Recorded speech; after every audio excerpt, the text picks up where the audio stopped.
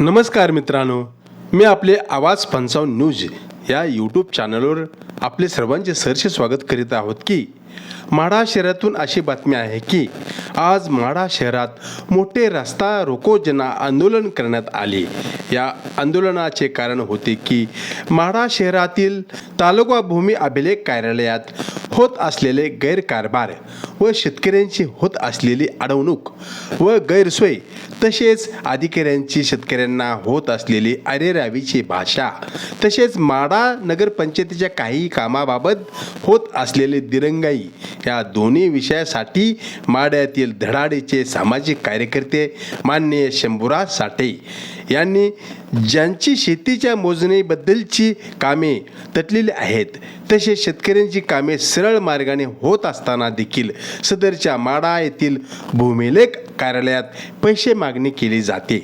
तसेच पैसे नाही दिले तर त्यांची वेळेत कामे न करता अडवणूक केली जाते। तसेच शेतकऱ्यांना अरेरावीची भाषा करून त्यांची मानहानी केली जाते। अशा अनेक तक्रारी माढा येथील भूमिलेख अधिकारी यांच्या कार्यालयाविषयी होत्या। त्या शेतकऱ्यांच्या तक्रारींचा निपटारा करण्यासाठी सामाजिक कार्यकर्ते माननीय शंभूराज साठे हे तक्रारदार शेतकऱ्यांना घेऊन माढा येथील भूमिलेख कार्यालयात जाब विचारण्यासाठी 4 दिवसापूर्वीच गेलेले होते, पण सदरच्या कार्यालयात तेथील अधिकारी हजर नव्हते हेही त्यांचे निदर्शनाला आले होते। त्यामुळे शंभूराज साठे यांच्यासह शेतकऱ्यांना देखील तेथेच संताप आलेला होता। त्यामुळे शेतकऱ्यांची अडलेली सर्व कामे वेळेत व्हावीत, तसेच शेतकऱ्याकडून पैशाची मागणी बंद करावी व त्यांना सदरच्या कार्यालयात हेलपाटे मारण्यासाठीचा त्रास कमी व्हावा, यासाठी या कार्यालयाचा निषेध करण्यासाठी म्हणून, तसेच माढा नगरपंचायतीच्या अधिकाऱ्यांनाही चांगला धडा शिकवण्यासाठी दिनांक 3/7/2026 रोजी माननीय शंभूराज साठे यांनी माढ्यातील दोन्ही कार्यालयांना अर्ज देऊन दिनांक 7/7/2026 रोजी माढा येथील कुर्डवाडी सोलापूर रोडवर सकाळी ठीक 10:30 रस्ता रोको जन आंदोलन करणार असल्याचे त्यांनी सुचवलेले होतेच। तसेच माढा नगरपंचायतीच्या हद्दीतील बार्शी रोड लगत कुर्डवाडी वळणाच्या ठिकाणी छत्रपती संभाजी महाराज चौक आहे। या ठिकाणी नगरपंचायतीने हायमस्ट दिवा लावावा, यासाठी माननीय शंभूराज साठे यांनी नगरपंचायतीकडे दिनांक 7/8/2025 रोजी अर्ज करून निवेदन दिलेले होते व त्याची मागणी केलेली होती, तरी देखील आज सदरच्या चौकात दिवा बसविला जात नाही। त्यामुळे या आंदोलनात याही विषयांचा समावेश करून त्यासाठी देखील रस्ता रोको आंदोलन करण्यात आलेले होते। तरी दोन्ही विषय शेतकऱ्यांच्या हिताचे आहेत, तसेच सर्वसामान्य लोकांच्या हितांचे आहेच। तसेच छत्रपती संभाजी राजांच्या चौकात सुद्धा प्रकाश असावा, हा चांगला उद्देश आंदोलनकर्ते माननीय शंभूराज साठे यांचा व त्यांचे सहयोगी कार्यकर्ते व शेतकऱ्यांचा व सर्वसामान्य जनतेचा होता। त्यामुळे हे रस्ता रोको आंदोलन करण्यात आलेले होते। तसेच हे आंदोलन तर यशस्वी झाले, तसेच या आंदोलना ठिकाणी बऱ्याच कार्यकर्त्यांची भाषणे देखील झाली। तसेच सदर आंदोलनास्थळी नगरपंचायतीचे अधिकारी समक्ष उपस्थित होते। तसेच माढा भूमिलेख कार्यालयाचे अधिकारी माननीय साळवे साहेब समक्ष हजर होते। तरी मान्य शंभूराज साठे यांनी भूमिलेख कार्यालयाचे अधिकारी व नगरपंचायतीचे अधिकारी यांना समक्ष प्रश्न विचारून शेतकऱ्यांना यापुढे त्रास झाला नाही पाहिजे असे ठणकावून सांगितले। तसेच नगरपंचायतीच्या अधिकाऱ्यांनीही छत्रपती संभाजीराजे चौकातील हायमास्ट दिवा बसविण्यासाठी काही अडचणी सोडवून पुढील कारवाई करू असे आश्वासन दिले। तरी या रस्ता रोको आंदोलनासाठी माढा शहरातील पोलीस अधिकारी मान्य शेख साहेब व त्यांचे पोलीस साथीदारांनी योग्य तो चोख बंदोबस्त लावलेला होता। तसेच हे आंदोलन जवळजवळ 1.5 तास चालले होते। अशा या आंदोलनासाठी माढ्यातील व आसपासच्या गावातील बऱ्याच शेतकऱ्यांनी भरपूर प्रमाणात हजेरी लावून हे रस्ता रोको आंदोलन यशस्वी केलेले आहेच, असे जमलेल्या गर्दीवरून दिसत आहेच। त्यामुळे शंभूराज साठे यांचे आंदोलन म्हटले की अधिकाऱ्यांना धास्तीच वाटत असते। तरी अशा या आंदोलनासाठी या गावातील सामाजिक कार्यकर्ते मान्य किरण पवार, मान्य आबासाहेब साठे, मान्य इसाक काजी, गौतम शिंदे, बंडू पवार, ज्ञानबा कदम असे अनेक महत्त्वाचे कामाचे कार्यकर्ते, मित्रमंडळी, शेतकरी, सर्वसामान्य जनता ही मान्य शंभूराज साठे यांच्या आंदोलनाच्या ठिकाणी हजर होती. तर शेतकरी सुलतानी संकटात आहे, आसमानी संकटात आहे, सरकारच्या सुलतानी संकटात पण आहे. कर्जमाफी पण नाही आणि अनुदान पण नाही आणि हाय ही बी खाऊ दे नाही ती काय. आणि बियाणं आता आलेलं बियाणं कुजवून जातंय, कुठं तर रोडवर वतलं जातंय. शेतकऱ्याला एक एक पिशवी आलेल्या शेतकऱ्यांना दिली तर काय त्यांचं बिघडतंय मला सांगा. एवढ्यासाठी नेहमी म्हणजे सामाजिक कार्यात अग्रेसर असणारे आमचे सर्व शंभूबाई साठे यांनी नेहमी आम्हाला असंच आंदोलनाच्या माध्यमातून आमचे प्रश्न मार्गी लावावे एवढीच हात जोडून विनंती करतो. आणि पत्रकार बंधू तुम्ही व्यवस्थित बातमी लावून या सगळ्यांचा व्यवस्थित कार्यक्रम लावावा एवढीच इच्छा व्यक्त करतो आणि थांबतो. जय हिंद, जय महाराष्ट्र. आता शेवटचं मी भाषण घेतो. कसा वेळ भरपूर झालाय तर 2 मिनिटात मी माझं भाषण घेतो. आपण भूमी अभिलेख कार्यालयाला निवेदन दिलं की त्यांच्या तिथं होत असलेल्या अडवणूक शेतकऱ्यांची जी कोण आता शेतकरी त्या दिवशी आता चितगावची शेतकरी असते त्यांना तिथं पाझर तलाव एक शेतकऱ्यांनी आवर्जून तिथं त्यांनी बोलला त्याच्यासाठी एक कागद पाहिजे होता. ती कागद काढायला गेल्यानंतर मी म्हणलं त्यांना अर्जंट कागदाची गरज आहे. कागद द्या साहेब, तुम्ही नव्हता त्या दिवशी.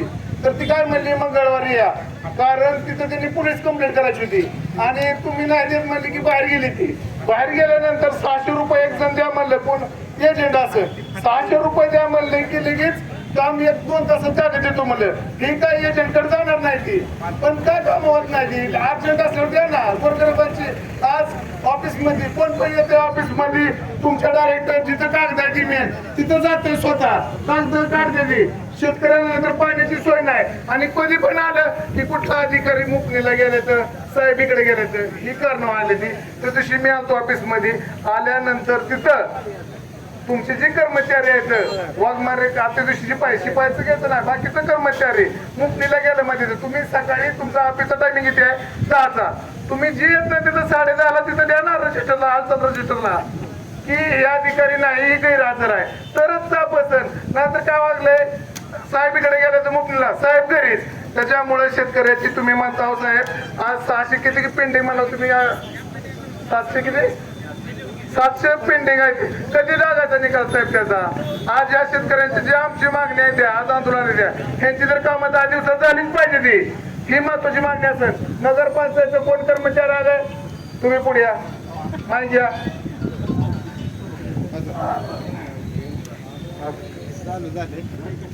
आता आपल्याला ग्रामपंचायत कार्यालय मेदगाव यांनी आपल्या आंदोलनाला पाठिंबा दिल्याबद्दल त्यांचा आम्ही आभार मानतो.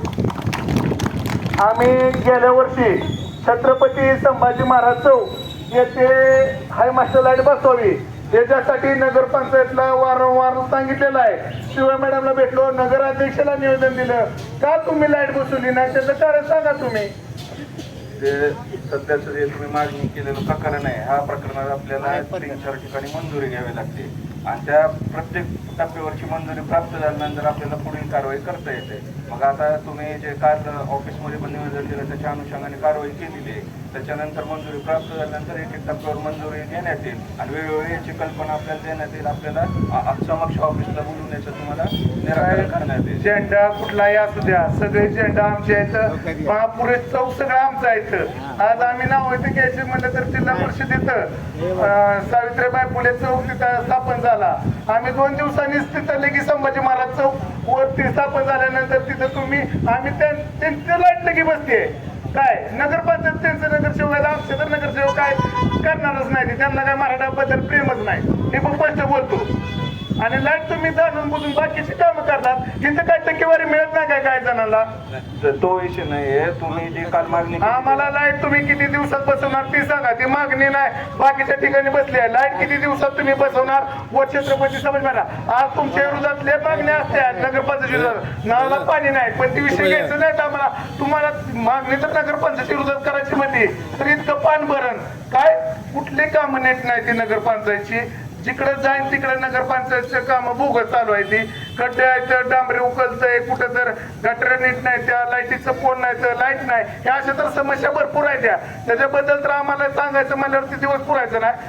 आम्हाला तुम्ही लाईट कधी बसवणार ती पहिल्यांदा सांगा आणि ती सांगा तुम्ही.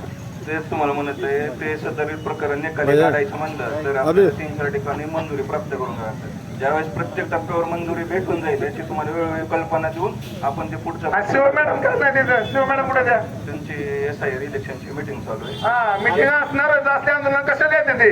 पहिल्यांदाच आंदोलन एवढं मोठं झालंय ना, हे आल्यावर तोंड द्यावं लागतंय, त्याच्यामुळे येणारच नाही ती. चला ती लाईट तुम्ही बसवा ना बसवा, त्याचा शेवट आम्ही स्वतः तिथे बसवली आहे. तुमची नगरपंचायतची आम्हाला जनतेला मारातल्या सगळ्यात जाऊन द्यायचं होतं की तुमचा असलेला नगरपंचायतचा बोगळ कारभार की मराठा समाजाबद्दल असलेला तुमचा रोष हे आम्ही नेतं सगळ्या जनतेला सांगतो. मुद्दाम तुम्हाला ती लाईट तिथं बसवायची नाही, किती वेळा मागणी करून बसू नका. चला ठीक आहे, असू द्या. आणि भूमी अभिलेखला आम्ही एकदा आव्हान अजून एकदा करतो, जे आमच्या मागण्या द्या तुम्ही ती तातडीने ज्या शेतकऱ्याच्या यांची 10 दिवसात कामं झाली पाहिजे आणि बाकीच्या शेतकऱ्यांची सुद्धा कामं झाली पाहिजे. आणि तिथं आले की शेतकऱ्याला पाण्याची सोय नाही साहेब, पाण्याची सोय करा. अधिकारी वेळेवर उपस्थित राहिले पाहिजे ते. आणि साहेब त्या दिवशीच मी आलतो त्यावेळेस ते मोहिते साहेब कोण 4 तास घरी गेलं म्हणजे काय तुमचा अधिकार होतं नाहीतर बघा असं होईल. मी असा कडेला नेणारा माणूस आहे. ग्रामीण रुग्णालयातली 9 जण सस्पेंड झाली ती, निलंबित झाली ती. उद्या तुमच्या मागे लागली की मग तुमच्या कार्यक्रमात करेन. हा आणि जास्त काय बोलणार नाही. तुम्ही सगळेजण इथं उपस्थित राहिला, पत्रकार बंधूंनी पोलीस स्टेशनने चोख बंदोबस्त लावला, त्याबद्दल आभार मानतो आणि आपलं आंदोलन संपलं एवढं जाहीर करतो.